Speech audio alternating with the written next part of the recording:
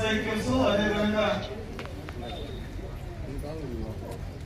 ఈ ఆటోలు అంటే గ్రామాల్లో స్వచ్ఛతను తీసుకురావాలని ప్రభుత్వం నిర్దేశించినటువంటి ఈ కార్యక్రమాన్ని ఈరోజు ఇక్కడ పంపిణీ చేసే దాంట్లో భాగంగా వేదిక పైన కూటమి పార్టీకి సంబంధించినటువంటి నాయకులు మరి ప్రజాప్రతినిధులు, ముఖ్యంగా ఈ కార్యక్రమంలో భాగస్వాములైనటువంటి మహిళా సోదరిమణులకు, పత్రికా విలేకరులకు నా నమస్కారం.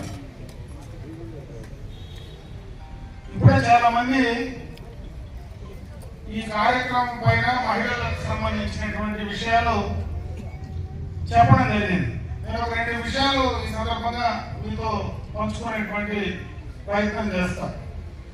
ఎందుకంటే భారతదేశానికి స్వాతంత్రం వచ్చి చాలా సంవత్సరాలైంది. అప్పటి నుంచి కూడా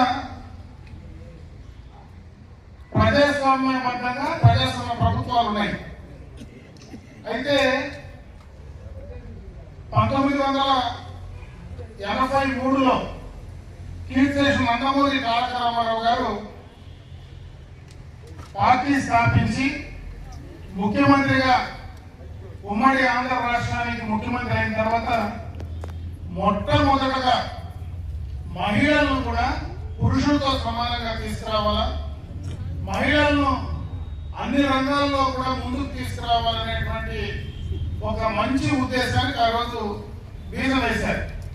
దాంట్లో భాగంగానే ఆ రోజు మహిళలకు ఆస్తిలో సమాన హక్కు ఇవ్వడం, స్థానిక సంస్థల ఎన్నికల్లో మహిళలకు అవకాశం కల్పించడం. ఈరోజు ఎంతో మంది ఎంపీపీలు కానీ, ఎంపీటీసీలు కానీ, గ్రామ సర్పంచులు కానీ వీరందరూ కూడా స్టేజ్ పైన కూర్చునేటువంటి అవకాశం వచ్చిందంటే ఆ రోజు కీర్తిశేషులు నందమూరి తారక రామారావు గారు వేసిన బీజం.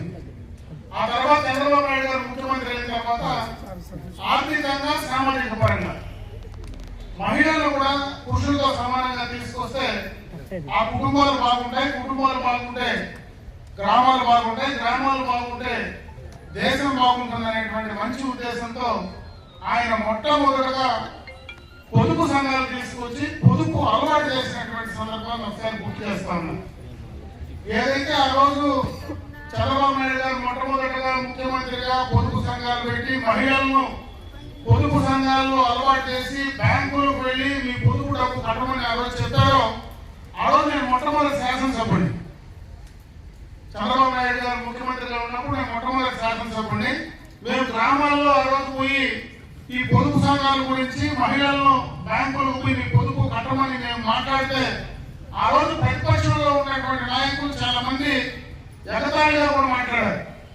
ఆడవాళ్ళందరినీ కూడా బ్యాగులు సంఖ్యలో పెట్టుకొని నేరుగా బ్యాంకుల చుట్టూ తిప్పుతా ఉన్నారు, ఆఫీసుల చుట్టూ తిప్పుతా ఉన్నారని ఆ రోజు చాలా మంది ఎగతాళి చేసినటువంటి సందర్భాన్ని గుర్తు చేస్తా ఉన్నారంటే 30 సంవత్సరాల ముందు ఆ రోజు ఏ కార్యక్రమం అయితే మొదలు పెట్టారో ఈ ప్రభుత్వం, తెలుగుదేశం ప్రభుత్వం ఆ రోజు అటు ఎన్టీ రామారావు గారు కానీ, ఈరోజు చంద్రబాబు నాయుడు గారు కానీ మహిళల కోసం తీసుకునేటువంటి సందర్భంలో ఆ రోజు ఎంతమంది ఎన్ని అవమానాలు పడినా ఆ రోజు మీరు తీసుకున్నటువంటి నిర్ణయం ఈ రోజు పురుషులపై బ్యాంకులో ఏదైనా నాకు 10 రూపాయలు అప్పు ఇవ్వాలంటే నువ్వేం పెడతావు అని అడుగుతారు.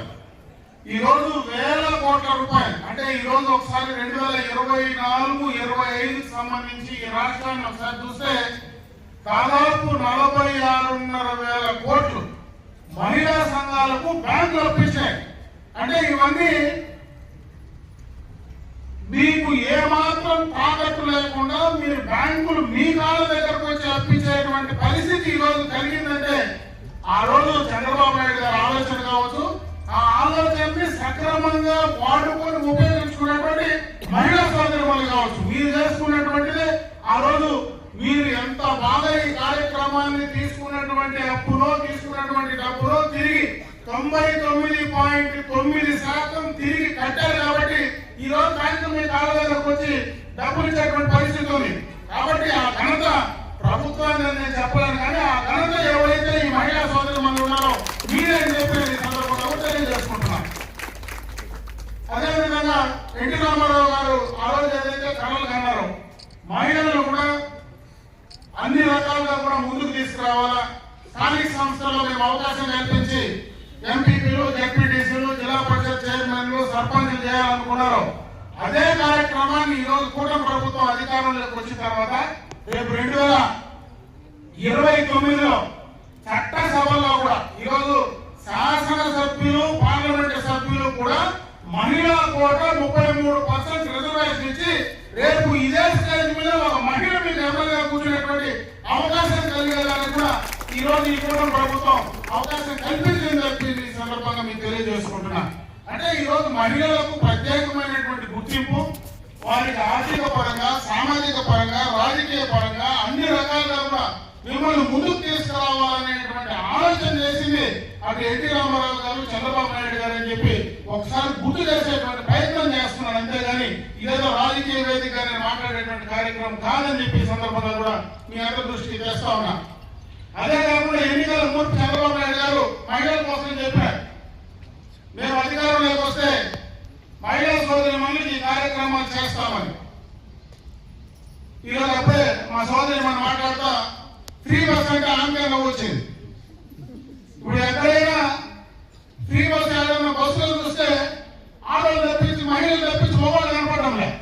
ఎందుకంటే వాళ్ళ జాగ్రత్తలు కూడా కనపడడం లేదు. లోపల మొత్తం కూడా బస్సులంతా మహిళా సోదరి మహిళ ఫుల్గా ఎక్కి ఎక్కడికి కావాలంటే అక్కడికి తిరిగిపోయేటువంటి పరిస్థితి ఉంది. ఈరోజు కుప్పం నుంచి శ్రీకాకుళం దాకా మీరు ఆడికి పోవాలన్నా మిమ్మల్ని ఎవరు రూపాయి టికెట్ డబ్బు కట్టమని అడగకుండా ఈరోజు బ్రహ్మాండంగా మిమ్మల్ని తీసుకునేటువంటి పరిస్థితి, ఆ రోజు ఇచ్చిన మాట నిలబెట్టుకునేటువంటి పరిస్థితి చంద్రబాబు నాయుడు గారు చేశారు. ఈ కుటుంబ ప్రభుత్వం చేసిందని చెప్పి సందర్భంగా మీ దృష్టికి తెస్తా ఉన్నా. ఇంకొక ప్రధానమైనటువంటి కార్యక్రమం మహిళల ఆరోగ్యం పట్ల చాలా మంది గ్యాస్ కనెక్షన్ తీసుకునేదానికి కూడా ఆ రోజు భయపడతా ఉన్నారు. ఆ రోజు మొత్తం కూడా కట్లు పొయ్యిలతో, ఎందుకంటే నేను ఆ రోజు శాసనసభ్యులుగా ఉన్నాను కాబట్టి నాకు తెలుసు, అందరూ కట్లు పొయ్యిలతో వంట చేస్తా ఉంటే ఆ ఊదురు కూడా ఎత్తుకొని పోతా ఉంటే అవి సరిగా ఏమన్నా కొంచెం సైడ్ ఉండేటువంటి కట్లు వేస్తే మొత్తం పొగ బయటకు పోకుండా లోపలికి పోయి కండ్లు దెబ్బతినేది, ఆరోగ్యం కలిసి దెబ్బతినేటువంటి పరిస్థితి ఆ రోజు ఉండేది. ఆ రోజు అందుకే దీపం వన్ పథకం ఆ రోజు మొదలు పెట్టడం, గ్యాస్ కనెక్షన్లు ఉచితంగా ఇచ్చి మీకు గ్యాస్ అలవాటు చేశారు. ఈ రోజు ఎక్కడ కానీ ఏ గ్రామంలో మారుమూల గ్రామాలకు పోయినా కట్టుబడితో వంట చేసేవాళ్ళు ఎవరు లేదు. 99.9% పూర్తిగా కూడా గ్యాస్ తోనే వంట చేస్తా ఉన్నారు. అక్కడ ఎక్కడ కూడా మీకు ఆరోగ్యం పాడయ్యే పరిస్థితి లేదు. అందుకే మళ్ళా అధికారంలోకి వచ్చిన తర్వాత 3 సిలిండర్లు మీకు ఉచితంగా ఇవ్వాలని నిర్ణయం తీసుకున్నారు. ఇచ్చిన మాట ప్రకారం ఆ 3 సిలిండర్లు కూడా మీకు ఇచ్చినటువంటి సందర్భాన్ని కూడా ఒకసారి గుర్తు చేస్తా ఉన్నారు. అదేవిధంగా మహిళా సోదరి మనం అప్పుడే చెప్పారు, గత ప్రభుత్వంలో తల్లి వందనం కార్యక్రమం ఇంట్లో ఆ రోజు వాళ్ళు మాట్లాడిన మాటలు నేను ఇప్పుడేమి వాళ్ళ పైన విమర్శించను. ఆ రోజు వాళ్ళు కూడా చంద్రబాబు నాయుడు మొదలు చెప్పారు, బిడ్డలకంతా మేము తల్లికి అమ్మఒడి పెడతామని. ఆ రోజు వాళ్ళకి అమ్మఒడి పెడతామని. అధికారం వచ్చిన తర్వాత ఇంట్లో ఒకరికే అని చెప్పి ఆ రోజు చెప్పారు. 5 సంవత్సరాలు ఇంట్లో ఒకరికే ఇచ్చారు. అదే చంద్రబాబు నాయుడు గారు ఎన్నికలకు ముందు ఎంతమంది బిడ్డలు ఉంటే అంతమందికి ఇస్తానని చెప్పాడు. ఈ రోజు ఎంతమంది 5 మంది 6 మంది 7 మంది బిడ్డలున్నా వాళ్ళకు మన ఆ తల్లి వందనం కార్యక్రమం ఇచ్చి అమలు చేసినటువంటి ఘనత ఈ కూటమి ప్రభుత్వంలో చంద్రబాబు నాయుడు గారు అని చెప్పి సందర్భంగా మీ దృష్టికి తెస్తా ఉన్నా. ఇవే కాకుండా పెన్షన్లు కావచ్చు, అదేవిధంగా మనము రైతులకు ఇచ్చేటువంటి రైతు భరోసా కార్యక్రమం కావచ్చు, ఇటువంటి కార్యక్రమాలు చాలా కార్యక్రమాలు ఆ రోజు స్లీపర్ 6 పథకం కింద ఏమైతే మాట చెప్పామో అవన్నీ కూడా అమలు చేయడం జరిగిందని చెప్పి సందర్భంగా కూడా మీ దృష్టికి తెస్తా ఉన్నా. ఇదే కాదు, ఒక పక్క సంక్షేమం చేస్తూ ఇంకొక పక్క అభివృద్ధి కార్యక్రమాలు కూడా చేయాల్సినటువంటి అవసరం ఉంది. గత ప్రభుత్వంలో చేయాలనేటువంటి చాలా కార్యక్రమాలు ఇదే మండలంలో ఎక్స్టర్నల్ ఎయిడెడ్ ప్రాజెక్ట్ కింద రోడ్లన్నీ కూడా అసంపూర్తిగా నిలిపేశారు. అవన్నీ కూడా ఈ రోజు ఈ ప్రభుత్వం వచ్చిన తర్వాత పనిచేస్తా ఉన్నాం. అదేవిధంగా మనకు హంద్రీదేవ కాలువ పక్కనే మనకు హంద్రీదేవ కాలువ పోతుంది. రాబోయే కాలంలో మళ్ళా మన కౌంటీ కూడా కనెక్ట్ చేసి ఇవ్వబోతా ఉన్నాం. హంద్రీదేవ నిలిచిపోతే చంద్రబాబు నాయుడు గారు ముఖ్యమంత్రి అయిన 6 నెలల లోపలే మళ్ళీ హంద్రీదేవ కాలువ కూడా కుప్పం దాకా కూడా ఈరోజు నీళ్లు పోతా ఉన్నాయి. ఇంకొక ప్రధానమైన కార్యక్రమం ఎందుకంటే మహిళా సోదరి మనకు ఈరోజు మహిళలకు గ్రామాల్లో తాగునీటికి సంబంధించినటువంటి సమస్యలు చాలా ఉన్నాయి. కరువు వస్తే నీళ్లకు ఇబ్బంది పడేటువంటి పరిస్థితి చాలా గ్రామాల్లో ఉన్నాయి. అందుకే దీనికి ఒక ప్రత్యేకమైనటువంటి కార్యాచరణ ఈ ప్రభుత్వం తీసుకుని దాదాపు చిత్తూరు జిల్లాలో ఉండేటువంటి పడమటి గ్రామాలు మొత్తం కూడా ఏదైతే ఈ రోజు కమ్మలపల్లి కానీ మదనపల్లి కానీ, పుంగనూరు కానీ, పొలమనేరు కానీ, కుప్పం కానీ వీటన్నిటికీ గండికోట రిజర్వాయర్ నుంచి 2700 కోట్ల రూపాయలతో ప్రతి ఇంటికి స్వచ్ఛమైనటువంటి త్రాగునీరు అందించాలనేటువంటి కార్యక్రమాన్ని నిర్ణయం తీసుకున్నది. జీవో కూడా బయటకు వచ్చింది. ఒక 3-4 నెలల్లో టెండర్లు పిలిచి సంవత్సరం 2 ఏళ్ల లోపలనే ప్రతి గ్రామానికి డైరెక్ట్ గా పైప్ లైన్ ద్వారా ఇచ్చే కార్యక్రమాన్ని కూడా శ్రీకారం చుట్టబోతున్నామని చెప్పి ఈ సందర్భంగా మీ అందరి దృష్టికి తెస్తా ఉన్నా. అంటే గ్రామాలకు కావాల్సినటువంటి మౌలికమైనటువంటి సదుపాయాలు, అంటే గ్రామానికి మనం వెళ్ళడానికి రోడ్డు కానీ, కరెంట్ కానీ, చదువుకోవడానికి స్కూల్ కానీ, తాగడానికి నీళ్లు కానీ, ఇవన్నీ ప్రాథమికమైనటువంటి అవసరాలు. ఈ ప్రాథమికమైనటువంటి అవసరాలన్నీ కూడా పూర్తి స్థాయిలో కంప్లీట్ చేస్తూ గత ప్రభుత్వం చేసినటువంటి ఆర్థిక విధ్వంసం వల్ల ఏదైతే నష్టం జరిగిందో ఆ నష్టాన్ని పూడ్చుకుంటూ ఈరోజు పోలవరం లాంటి జీవనాడి ఈ యొక్క రాష్ట్రానికి ఏదైతే ఉందో దాన్ని ఏదైతే విస్మరించారో దాన్ని కంప్లీట్ చేసే కార్యక్రమం. కానీ ఈ రోజు అమరావతి లాంటి, ఎందుకంటే మన రాష్ట్రానికి రాజధాని లేదు, అప్పుడే మన సోదరులు కూడా మాట్లాడారు, అంటే దానిపై నేను ఎక్కువ మాట్లాడాను. కానీ నిజంగా కనీసం జ్ఞానం ఉండి ఒక మనిషిగా ఆలోచిస్తే ఈ రాష్ట్రానికి రాజధాని లేనటువంటి రాష్ట్రం ఉంది. రాజధాని కోసం ఆ రోజు భూములు తీసుకున్నాం. ఆ రోజు అక్కడ ఉన్నటువంటి మహిళలు దాదాపు సంవత్సరాల కొద్ది దానిపైన ఆ రోజు వాళ్ళందరూ కూడా ధర్నాలు చేసి ఆ భూములు పోగొట్టుకొని ఇబ్బందులు పడతా ఉంటే వాళ్ళని కనీసం చూసిన పాపాలు పోకుండా ఈ రోజు అదే రాజధాని లేనటువంటి రాష్ట్రంలో భయపడి పెట్టుబడిదారులు ఈ రాష్ట్రానికి లేని పరిస్థితుల్లో మరి కేంద్రంలో దానికి సంబంధించి ఒక జీవో తీసుకొచ్చి ఈ రాష్ట్రానికి రాజధాని అమరావతి అని చెప్తే ఈ రోజు కొత్తగా ఆయన ఒక పేరు పెట్టినాడు, మా విఘన్ అంటే. అసలు అది ఏం పెట్టినాడో, ఎందుకు పిలుస్తా ఉన్నాడో, అతనికి మనిషికి అసలు కనీసం జ్ఞానం ఉండి మాట్లాడుతున్నాడా, బుద్ధి చిప్పు అసలు పనిచేస్తా ఉందా, చిప్పు దొబ్బిందే అర్థం కానటువంటి పరిస్థితి ఉంది. అంత దారుణంగా ఆలోచన లేకుండా రాష్ట్రం పైన ఏం చేస్తున్నారు, ఏం చేయాలా అనేటువంటి మినిమం జ్ఞానము సెన్స్ లేకుండా మాట్లాడుతూ ఉంటే వాళ్ళు ఏమనాలో అర్థం కావట్లే. అందుకే రేపు మళ్ళా ప్రజలు ఇవన్నీ కూడా ఆలోచిస్తారు. ఈ రోజు ఈ కూటమి ప్రభుత్వం ఖచ్చితంగా మహిళా సోదరిమణులకు ఈ రాష్ట్రానికి సంబంధించినటువంటి సంక్షేమాన్ని, అభివృద్ధిని సమాన స్థాయిలో ముందుకు తీసుకెళ్ళడానికి సిద్ధంగా ఉంది. దాన్ని మీరందరూ కూడా ఈ రోజు ఏదైతే బ్యాంకుల నుంచి ఇచ్చినటువంటి శ్రీనిధి కానీ అవి ఏదైతే ఉన్నాయో వాటిని ఉపయోగించుకోండి. ఇంకో పెద్ద కార్యక్రమం కూడా చంద్రబాబు నాయుడు గారు ఆలోచిస్తా ఉన్నారు. ఈ రోజు ఏవైతే మీరు ఈ యొక్క గ్రూపులు వాటన్నింటినీ కూడా మీరు మార్కెట్ చేసుకోవడానికి ఈ మార్కెట్ తో మీకు అనుసంధానం చేస్తా ఉన్నాడు. ప్రతి ఇంట్లో కూడా ఒక పారిశ్రామికవేత్త ఉండాలనేటువంటి ఆలోచనతో ఈ రోజు ప్రభుత్వం పనిచేస్తా ఉంది. వీటన్నింటినీ కూడా రేపు అవకాశం ఉండి చేయగలిగిన వాళ్ళు బాగా ఉపయోగించుకోమని చెప్పి నేను ఈ సందర్భంగా మిమ్మల్ని అందరినీ కూడా కోరుకుంటూ, ఈ రోజు ఈ సైకిల్స్ కూడా ఈ పర్యావరణానికి చాలా బాగా మేలు చేస్తారు. ఎందుకంటే ఈ రోజు 2 రకాలుగా దాదాపు 10,000 రూపాయల సబ్సిడీతో ఈ సైకిల్ మీకు ఇచ్చేటువంటి కార్యక్రమాన్ని శ్రీకారం చుట్టాం. ఇదేం ఆషామాషి కార్యక్రమం కాదు. ఉపంలో చంద్రబాబు నాయుడు గారి చేతుల మీద 5,555 సైకిళ్ళు ఒకేసారి పంపిణీ చేయడం జరిగింది. అంటే భారతదేశంలో ఎక్కడా, ప్రపంచంలో ఎక్కడా కూడా అంత పెద్ద ఎత్తున ఈ సైకిల్స్ ఒకే రోజు ఇచ్చినటువంటి సందర్భం లేదు. అందుకే గిన్నీస్ బుక్ ఆఫ్ వరల్డ్ రికార్డులో కూడా అది ఎన్ని కాబడింది మహిళలు చేసేటువంటి కార్యక్రమం. కాబట్టి ఆ కార్యక్రమాన్ని ఈరోజు ఒక 80 మందికి మాత్రమే ఈరోజు పంపిణీ చేస్తా ఉన్నాం. ఇంకా ఎవరైనా ఆ ఈ సైకిల్ కావాలంటే మీరు ఇమీడియట్ గా కూడా దాన్ని బుక్ చేసుకోవచ్చు. ఒక 5,000 మీరు కడితే మీ యొక్క గ్రూప్ డబ్బుల నుంచి 5,000 కడితే చాలు. ఈఎంఐ కూడా వాళ్ళు ఈఎంఐ ఇచ్చి బ్యాంక్ నుంచి కూడా ఈఎంఐ ఇచ్చి నెల కింద కట్టుకునేటువంటి అవకాశం ఉంది. ఆ సైకిల్ మీరే దొక్కన అవసరం లేదు. మీ ఇంట్లో పిల్లలు దొక్కచ్చు, భర్తలు దొక్కచ్చు, ఎవరైనా మీ ఇంట్లో కూడా ఆ సైకిల్ ను ఉపయోగించుకునేటువంటి అవకాశం కూడా దొరుకుతుంది. ఎందుకంటే మనకి ఈ సైకిల్ అయితే ఇంట్లో నుంచి మన ఆవులు కసువు కావాలన్నా కూడా దానిపైన వేసుకొని నేరుగా సైకిల్ తొక్కుంటే తొక్కవచ్చు, లేదంటే తిప్పితే నేరుగా ఇల్లు సరిపోతుంది.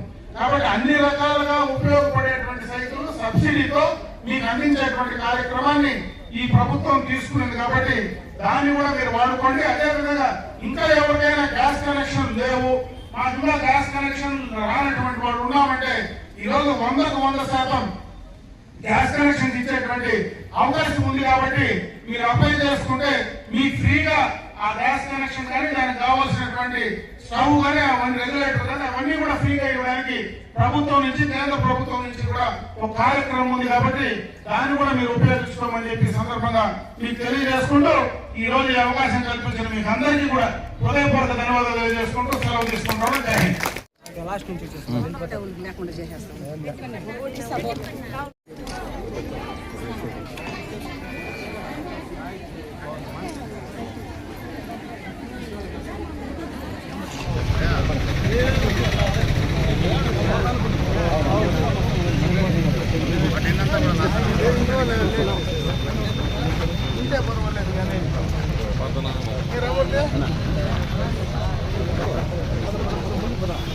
అట్లా రైట్కి పోండి